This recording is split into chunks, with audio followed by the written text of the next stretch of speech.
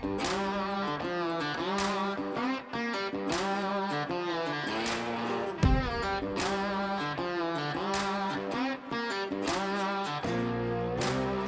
do we even start? I don't know. Where do we even start, bro? Took your class. Did we meet for the first time at the Surefire thing? That was like the first. That we met? No, we've met. TriggerCon and so on and so forth. Yeah. A couple times in the shop before, but that was the first time I'd actually taken one of your classes. Oh, trained together. Which was humbling and lots of Those short are pretty jokes. fun events, man. Dude, that was a really good time. Yeah, that was a really, really good They time. definitely do a good job of that stuff. No, I dug that. I dug that a lot. And I dug your drills, which I should have, if I had been a good student, would have brought a notepad and a pen and written down those drills so I could actually practice those at home. Because, if you come to the real class, I email. Do you really? Yeah. Here's the entire 2-day POI, all of the drills that we shoot, what I think I'm getting or trying to get you to get out of the drill. Because I think that you paid for it, right? I mean, you bought that shit, so I don't want you sitting here trying to scribble notes. I want you paying attention to the class, and then I'll send you the crib notes afterward to refresh your memory. To me, I think that's just fair. You don't buy the car and not get the tires. For sure. There's so many different trainers out there, and they all teach so many different things. And it always comes back to exactly what you just said before we're off camera, which is just freaking do the fundamentals and do them right. Do them right there. That's it. Pretty easy stuff. No secret sauce. None. Practice, hard work. That's it. I think coaching, helps obviously, right? They can give you shortcuts, but if you're not willing to put the work in, then you're never going to be good at anything, right? And that's not just shooting; it's stuff in general. You know what I'm saying? It's, you want to be good at the thing, then you have to dedicate yourself to being good at the thing. It's as simple as that. Yeah, you're just being the conduit for all that. Yeah. How do you tease that out of people? Man, I to some degree, it's funny when we were talking earlier. I'm going to be done in a year or whatever the heck, but I remember thinking when I retired, most of my work would be SWAT team based courses, because that was the focus of my career. Right? I wanted to be a really, really good SWAT guy. And I think I was successful in that endeavor. I think I was doing some things pretty well. And so I expected that would be the calling card, right? And maybe doing, and I thought I was shooting well, but I never considered myself a good shooter. I was always trying to improve on that piece. Does that make sense? And it's been exact opposite. It's just way more shooting than tactics-based stuff. And I think a chunk of this, teasing that out of people, I think to some degree, the epiphany I got with the first competition-based class I went to, where I was amazed at what guys were doing with handguns. And I could no longer say, well, they don't aim, they just point shoot, because these dudes were clearly hitting some very, very small targets very, very fast. And it was very humbling for me. And I think everybody's not like me. I like to be humbled. I like to go to a class where a lot of things are getting brought up that I have a weakness in. I like to be reminded that there are more, things that are important for me that I've been neglecting. I may have already learned the lesson but gotten lazy on it, or other things have become a priority. And I want either the drills to showcase to you that maybe you aren't as good as you thought you were, and I hope it does what it does for me, which is motivate me to get to the range and get better. You know what I mean? And I know that doesn't work for everybody. I'm positive guys that come to class that, man, this is a bridge too far. I try to structure it so everybody can be successful, and guys that are shooting high, I'm constantly saying, okay, now you shoot this, right? You got the minimum standard. Your next drill is this. You're now shoot it tighter. Now shave some time or whatever the heck, but. There's a certain amount of self-awareness that the students have to bring to class, Absolutely. right? So that, just again, going back to my multitude of failures in your class, was just like the huge thing for me, and trying to figure out red dot sights for me is my grip is horrible, right? It's so I'm always coming back to, it's dude, you get little kid hands, and you need to slow down and work on your freaking grip, because my grip and my presentation were weak. And with irons, I could cheat it, because, it's kind of like going down to the bowling alley, right? And so by the time I get to presentation, my irons are generally where I want them to be. But that was so exacerbated in your class, specifically because of your standards and the drills and the way that it was structured. So it's that was the biggest takeaway for me, is dude, you haven't had any trigger time. You need to stop making excuses and so on and so forth, just in terms of just me being self-aware. So I'm super excited, because I'm actually going to do Duffy's red dot class in this one here. Cool. And so I'm all right, here's the time for me to really drill down on what I know that I'm weak on. What's yours? What are you constantly circling back around to? I always say, so part of it is the standards, right? The patch drill and all this stuff. There's the drills that I use to hand out my nuclear tiger patch. That I don't have a drill. I don't have a standard. So as I'm coming up, challenging myself, I wonder if I can do this, and then I'll shoot it, and kind of do the math in my head beforehand. I think that's possible to shoot it, see what I can do with it. Sometimes I'll modify it for class. Sometimes I'll shoot a drill in a certain time frame, and I can get it done, say 1 or 2 takes. Right? Okay, I got that. I might incorporate that into the class, but as I shoot that drill, it gets easier for me. So I'll either tighten the accuracy or reduce the time, but I'll leave the class there the same until I start to see a bunch of guys passing it as an example. And so I don't want you to be good at a drill. I want you to be good. You know what I mean? And so balanced shooters, I think, are important for what we do. And I guess what I used to do. So I don't shoot competition anymore. That's not an admonition on competition. I'm thinking about stuff as a defensive shooter and what I think is important. So I see some Achilles heels get revealed in class for sure. A lot of times that's the weak hand stuff, where guys they're so used to what their department's qualification requires them to do, which is pretty dang minimal usually, right? So 3 rounds, 3 rounds and a huge amount of time and that kind of stuff. And so I'm trying to illustrate to them that stuff. I think on the cop side of the house, I'm also, that's cool, you pass your qual course. But one of the things that I don't like about police qualification courses in general is that it'll be whatever the hell it is, right? So at 5 yards, you're going to draw fire, 5 rounds in 5 seconds. I don't know if that's a real course, whatever the hell, but you guys get the idea. So the dude does that thing and he hits the target enough or gathers enough points or does whatever is required on the scoring side of the house that he gets a pass. That drill amongst others within the qualification. And so what I've always asked other firearm instructors is how quickly can that guy get the pistol out of the holster?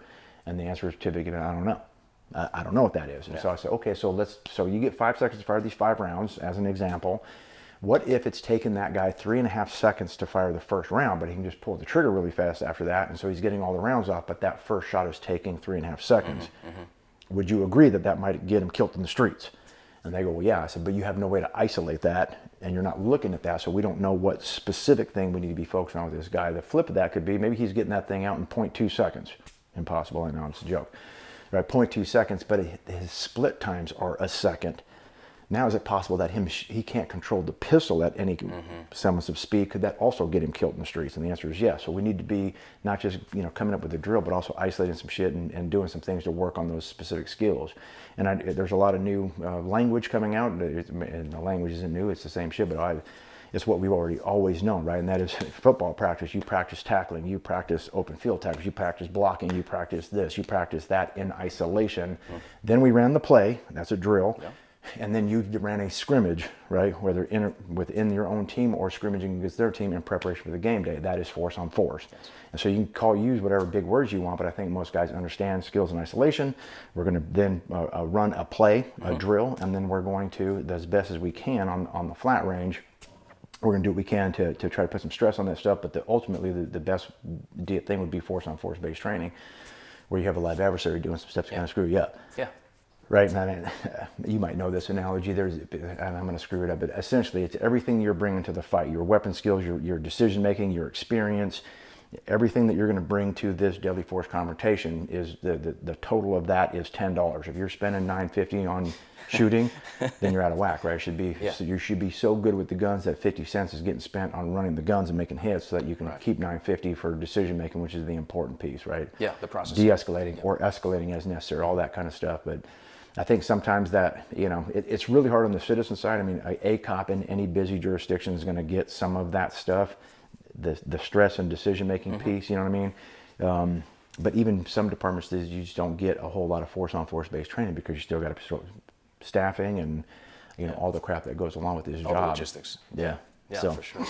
Do you see that, do you bring that type of modality into like your open enrollment classes, or just like if it's a civvy class with you, it's still the same thing. You're still working on the skills, building the drills in to reinforce that. Yeah. I mean, the shooting's the same for a good citizen or a cop, right? Yeah. I mean, it is what the heck it is. So guys will say, why is your pistol class LE only? Well, that's the only reason is because it may be a police range and they restrict it to LE only. It has nothing to do with me. I don't give a damn. If you're a good American, come on and let's shoot some guns together and do some stuff. So it's exactly the same course.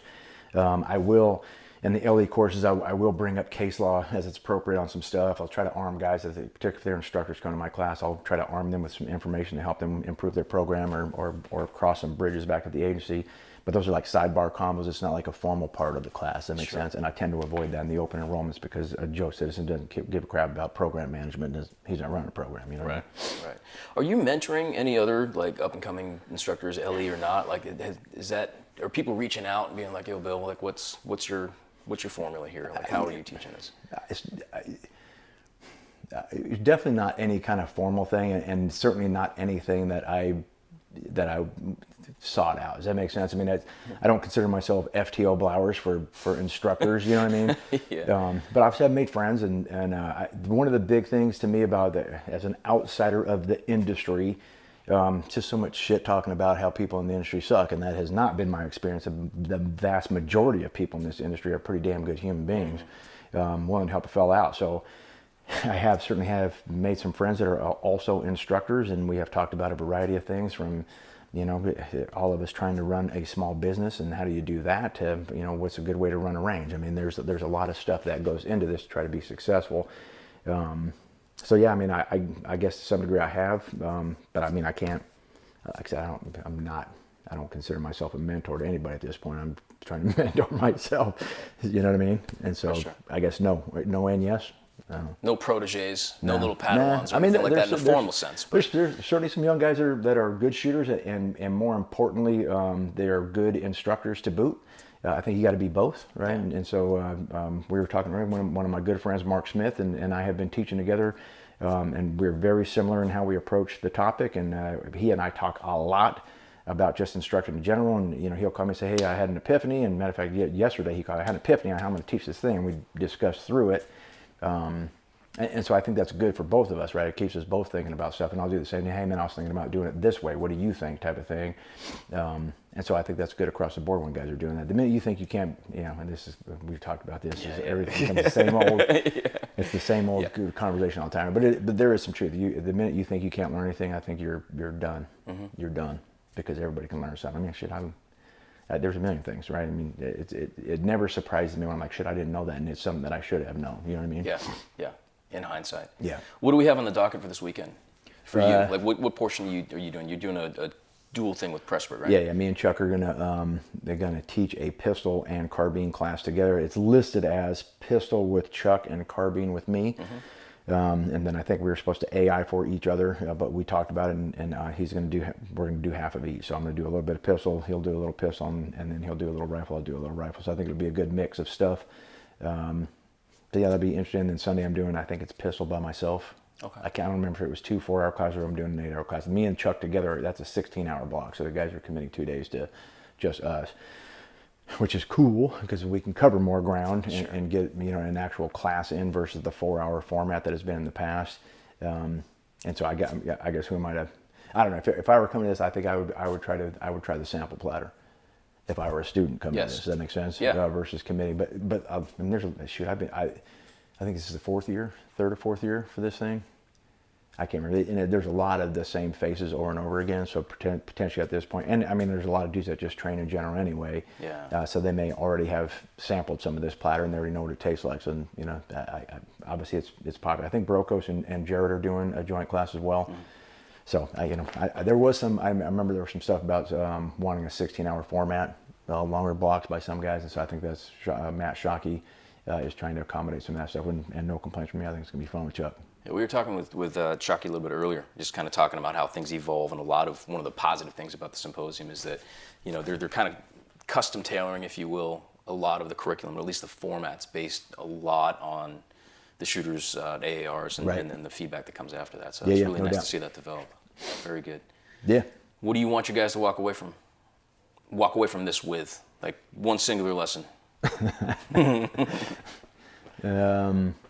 Man, I don't know. Like I said, some of these answers are always just so canned. You know what I mean? It's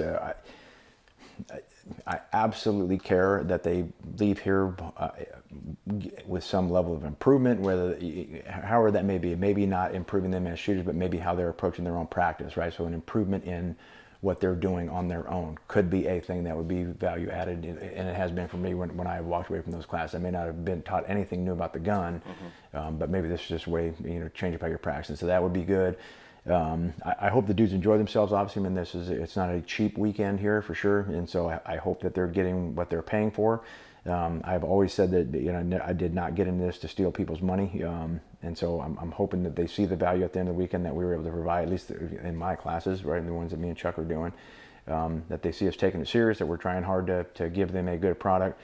I will have to stop Chuck. I mean, Chuck don't care about a clock. He'll go till midnight every night. So if you're in a Chuck class, you typically get more than your value.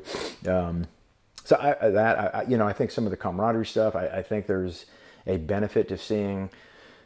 I mean, I like everybody here, all the instructors, right? And I think that's another cool thing about the symposium, is that it's not just a group of dudes coming together. We are truly all friends. I mean, I've seen Kerry Davis. I was talking to him. I haven't seen him in over a year now. We've talked, but haven't seen each other. So nice to catch up with him. Love Dan Brokos. Love seeing Jared. I mean, there's just a lot of good guys here. So I hope they see that we aren't at odds with each other. Yeah. And even if, I put up a post about whatever, these new boots make me faster as a super SWAT man, and Jared responds says those boots are junk and I use these, that's not an attack on me. It's just a different opinion, right? Yeah. He's just a friend. Me and him are just friends talking about different shit. And I think sometimes that's lost on the internet because the written word doesn't convey that, you know what I mean?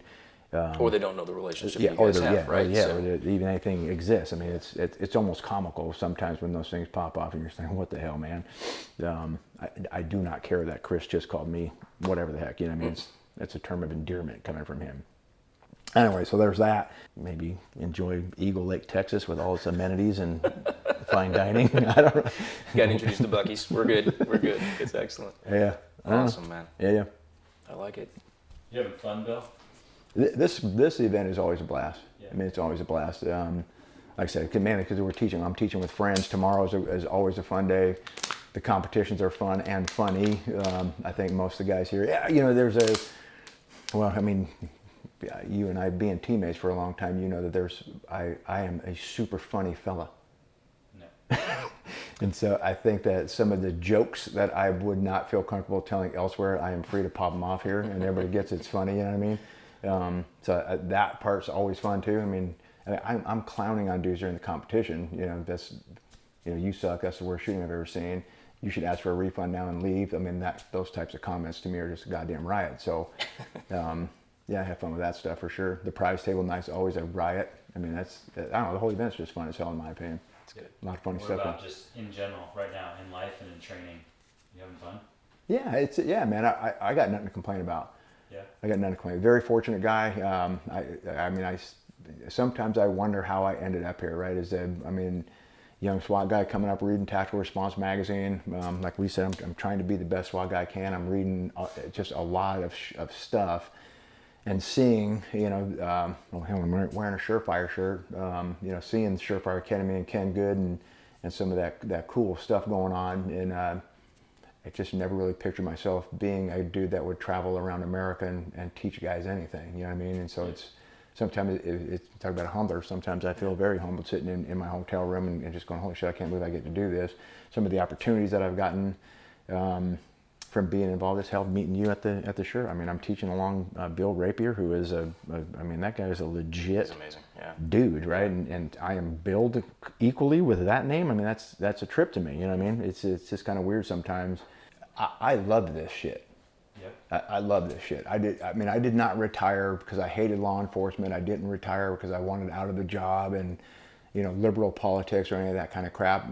I thought that if I was going to give this a try, I needed to do it while I was still young enough to be able to manage the traveling pace and the downside stuff that goes along with it. But yeah, I love it, man. Shoot, dude. As a prior teammate of mine, did you ever see me not having fun on a training day? Did I ever give you the impression that I was? Well, once, but we didn't talk about that. All right. I know there are times I was, chewed ass when things didn't go right, or if guys were being lazy, or we were making stupid decisions and shit like that. But that doesn't mean I hate it. It's just we need to tighten our shit up. So I love it, man. I absolutely love it. I love coming to classes. I love it when dudes are interested in training. you know, and I have had very few bad experiences. I think partly because early on putting some videos out for primary and secondary that shows, I guess, some level of skill with the gun. I think just my background and maybe the video stuff. I have not had anybody mistakenly sign up for a class yet. I mean, I haven't had a guy show up with his Glock in the box still, and you know, my first pistol type of guy. I've had a couple dudes ask, but I said, here are some basic prerequisites. If you can do this stuff, then you're more than welcome to attend. And I've had quite a few guys say, okay, I'm not ready for that yet. And it's nothing earth shattering, but I think they just, you know, they were looking for that basic first pistol class. So, yeah. And I've had some dudes that have come to class that can absolutely shoot like champs. I mean, they're tearing it up. But I have not run into the ego guy yet that just came there to prove to me he was better than me. Does that make, you know what I mean? It's even those really good shooters, there's always been good conversations before, during, and after class. Go out to get some chow, whatever the heck. And so it's just, all of it's been fun, man. You know, I say this all the time. I have a lot of friends now across the country, and that's only possible because of the teaching, right? I mean, dudes that somebody's buzzing my phone right now. I don't know who the hell it is, but I mean, I get texts from dudes that have been to a couple classes of mine and now are friends. You know, it's very, very interesting. I mean, I've had really cool stuff with, you know, teaching the hostage rescue class to teams, and then having those teams go out and conduct no shit real world hostage rescues with no cops being injured, no hostages being harmed. Disposition of suspects is I don't give a fuck as long as the guy's constitutional rights weren't violated. And that's a really neat email to get. You know what I mean? The shit you teach matters type of thing. And I mean, fellow instructor, you guys know what that feels like. And if that don't motivate you to try to deliver the best product out there, then I don't know what the hell will. Because it sure as fuck ain't the money. You know what I mean? It ain't the money.